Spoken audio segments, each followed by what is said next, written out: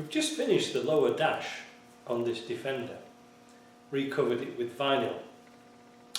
I'm not going to show you the results right now, but what I just want to do is, before we start this video, is just to give you a little insight into what it was. And it was a longer job than we actually thought, because we had a few issues with glue and certain parts of the panel that wouldn't glue properly. So I'm splitting this video into two parts: preparation and then the actual finishing and putting the vinyl on. The reason for that is I want you to see, when we do the vinyl, real time. I'm not going to edit it, so it's going to be long, so be warned, it's going to be long, but you'll actually see it as we did it. Now, it did work out very, very nice, but we realised there's one or two pitfalls that we made. Not intentionally, but just by trial and error, because we haven't done one before. Now we've done one, I think we can knock one off in about an hour, like to fit the vinyl, but we really had a bit of a struggle trying to get certain parts glued. So, like I said, this is part one, part two will come later. I hope you enjoy it, because it's something that I've always wanted to do for a long time. And Jim found the right material, and if this works out right, if we can get this nice and you like the results, we'll start to try and find the material and put it on my website so that you can buy small quantities of it to do your job. It's the best stuff since sliced bread. It really is really nice to work with. But like I said, watch the video, especially the second part, and you'll find out some of the mistakes that we made and how we corrected it. So I hope you enjoy. Talk to you later. So I was checking the Land Rover electrics, and everything seems to be working now. Fuel tank's working, everything just as planned, except the heater box, or the heater duct, or bottom dash, which I modified from a right-hand drive to a left-hand drive with a lot of problems, because I cut the hole here and I cut it too far to one side. This was a couple of errors, and the reason was that I didn't have one to copy, so I was guessing where the heater was. So anyway, I didn't have this bit, and I've only just got one. This is the left-hand drive control for the heater, so I couldn't test this cable here and make sure the ducting was working, the little flaps inside. And what I found out, it was jamming on this side. It was like Bob Marley was jamming. And then one of these little spring clips came out, which meant I had to take the bottom duct out, which I wasn't happy about. But it's given me a couple of opportunities to do something better. I can sort of finish off this hole a lot better, because I was working upside down, so I can make this hole better for the speaker. But at the same time, this is where the steering column goes through in the right-hand drive, and this is the switch panel on the right-hand drive. Now I've cut this piece out for a Mud UK panel, but what I'm going to do, well, what me and Jim's going to try and do today, is we're going to try and recover this in vinyl. Now Jim's pretty confident we can do it, because it's a very small corner on there, but we're going to get some of that special vinyl. But first of all today, I'm going to prep it up. So you can see what I've marked out here. I'm going to leave this original vinyl in place. That's most important. We'll leave that in place, but we're going to cut back the hard vinyl here, because these angles are just a little bit too tight with the original vinyl in. So we're going to cut those back and give the vinyl a fighting chance to go around that corner, rather than working on one on top of another. Now, one thing to note, a lot of people just screwed the screws straight onto this.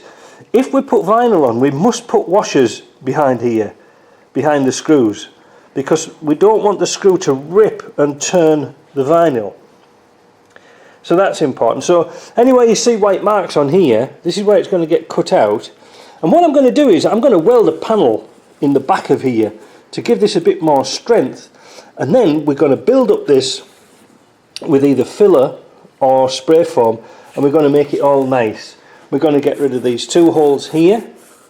Going to get rid of all that. We're going to smooth off these edges because this is where the steering column goes through. So we're going to finish this off a little bit better, because it was a bit of a mess, but it was a bit of a rush job. And then we can get rid of all these holes and dings and dents, and I think it's going to look okay.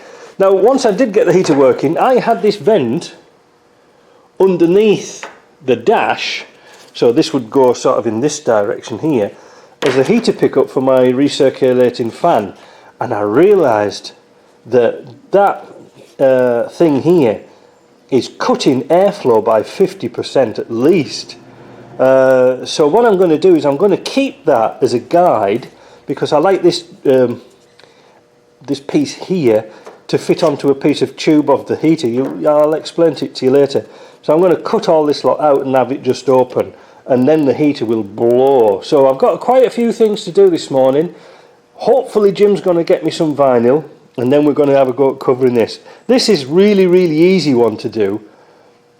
I don't think we need to vacuum it. We don't need to bother too much about this bit either.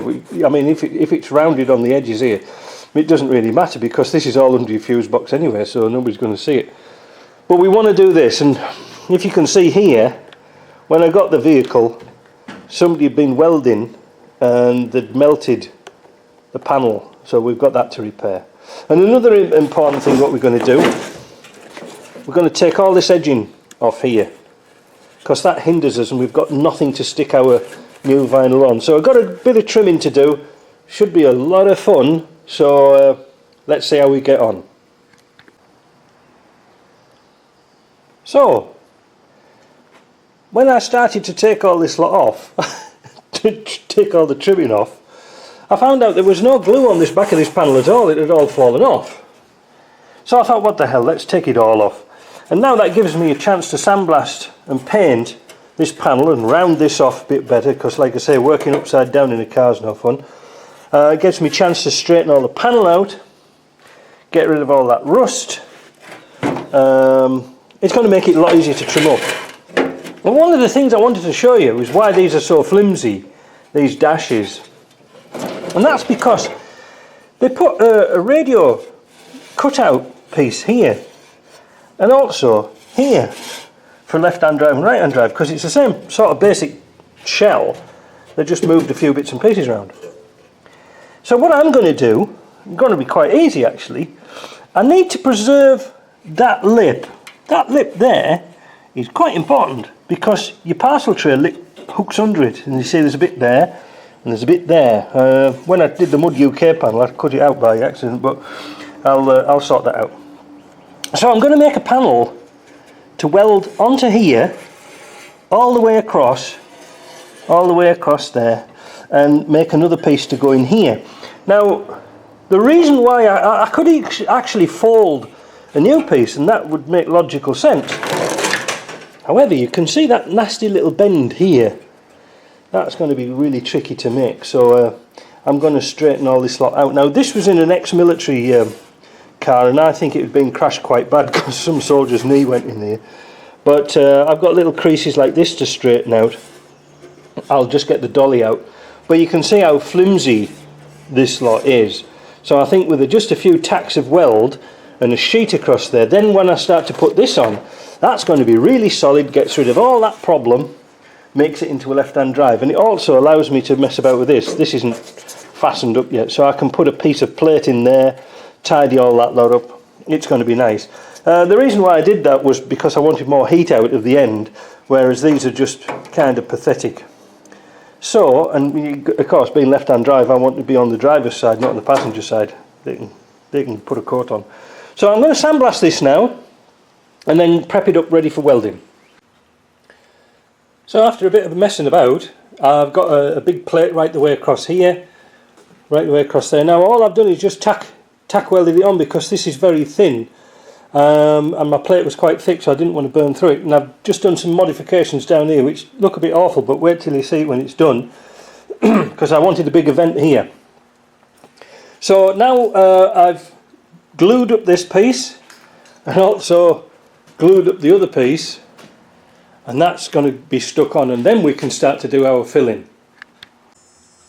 So the panel's now stuck in place. I ended up putting glue there where I don't need to, but again that's all going to be covered with new vinyl.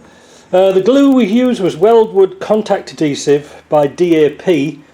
It's extremely good stuff for headliners and bits and pieces like that, so don't use a cheap adhesive. This was quite expensive, but it's good stuff and you don't need much, but it really does stick.